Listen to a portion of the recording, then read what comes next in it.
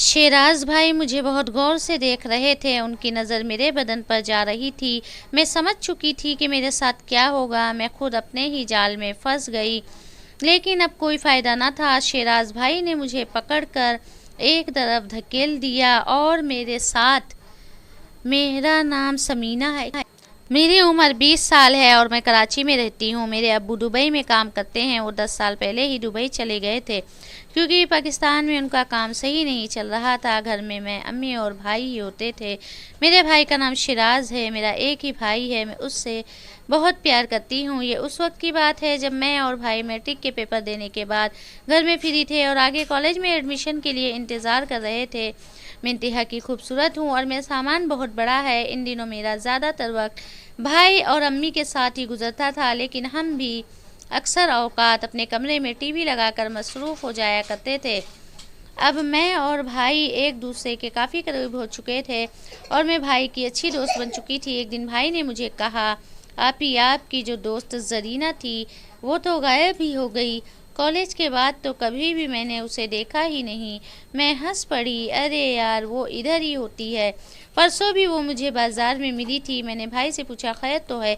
अगर कोई बात है तो मुझसे कर सकते हो। भाई ने मुझे बताया, मैं ज़रीना को पसंद करता हूँ, वो मुझे बहुत अच्छी लगती है। मैंने शिराज भाई से कहा, ज़रीना को इन बातों में कोई दिलचस्पी नहीं है।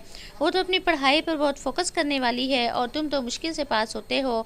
जो मैंने ये कहा, मेरी हंसी निकल गई। शिराज भाई ने कहा, मैं सीरियस हूँ। तो मैंने कहा, चलो मैं इसे कल अपने घर चाय पर बुला लेती हूँ। ये सुनकर शिराज भाई बहुत खुश हो गए। ज़रीना से फ़ोन पर बात की, उसे कहा कि यार हमारे घर आ जाओ, काफ़ी देर ही हो गई है। हमने बैठकर गपशप नहीं की। अगले दिन दोपहर को ज़रीना हमारे घर पहुंची। मेरे भाई ने दरवाज़ा खोला। मैंने ज़रीना के लिए अच्छी सी चाय बनाई। फिर हम दोनों मेरे रूम में चले गए। फिर हमने काफ़ी टाइम अपनी पुरानी यादें ताज़ा की और अपने कॉलेज के दिनों को याद करने लगी कि वो कितने अच्छे दिन थे। अब ना जाने यूनिवर्सिटी में कैसे दोस्त बनेंगे। ज़रीना ने कहा कि मुझे तुम से एक फ़ीवर चाहिए। तो वो बोली, कैसा फ़ीवर? तो मैंने उसको बताया कि शिराज भाई तुम्हें पसंद करता है, इसे तुम बहुत अच्छी लगती हो। मुझसे बार बार बोल रहा था कि ज़रीना से बात करके पूछो कि इसके दिल में क्या है मेरे लिए। तो मुझे ज़रीना ने जवाब दिया कि यार तुम्हें तो पता है मैं ऐसी वैसी नहीं हूँ, तुमने मुझे इसलिए घर बुलाया।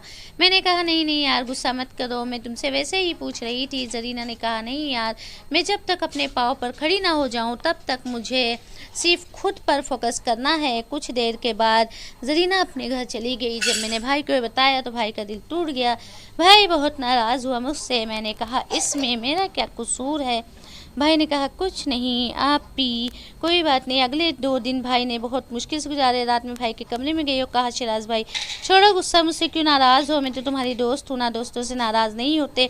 ये कहकर भाई के पास बैठ गई। मैंने कहा, आज से मैं ही तुम्हारे लिए ज़रीना हूँ, इसलिए मुझसे वैसा ही सलूक करो। चलो नीचे, अब अम्मी बुला रही हैं। ये कहकर मैं तो चली गई, लेकिन भाई ने तो मुझे सच में ज़रीना समझ लिया। अगले दिन फिर शिराज भाई मेरे कमरे में आ गए और बड़े खुशगवार लहजे में मेरा हाल चाल पूछने लगे। मैंने कहा, शुक्र है तुम ठीक हो गए हो। तो भाई बोले, ज़रीना जी बहुत खूबसूरत लग रही हो। आज मैंने शुक्रिया अदा किया, लेकिन आज तो शिराज भाई मुझे बहुत गौर से देख रहे थे। उनकी नज़र मेरे बदन पर जा रही थी। मैं समझ चुकी थी कि मेरे साथ क्या होगा, क्योंकि मैं खुद अपने ही जाल में फंस गई थी। लेकिन अब कोई फ़ायदा ना था और शिराज भाई ने मुझे पकड़ के एक तरफ धकेल दिया और शुरू हो गया। मैं इसी वादियों में खो चुकी थी जिनमें जाकर सुकून और बढ़ता ही चला गया। इस तरह मैंने काफ़ी सुकून हासिल किया। अब मुझे इसकी आदत हो चुकी थी क्योंकि मैं ज़रीना बनी हुई थी। इसी तरह हर रोज़ शिराज भाई मुझसे सुकून हासिल करता रहा। दोस्तों, ये थी मेरी और मेरे भाई शिराज की कहानी। मैं उम्मीद करती हूँ कि आपको मेरी ये स्टोरी ज़रूर पसंद आई होगी।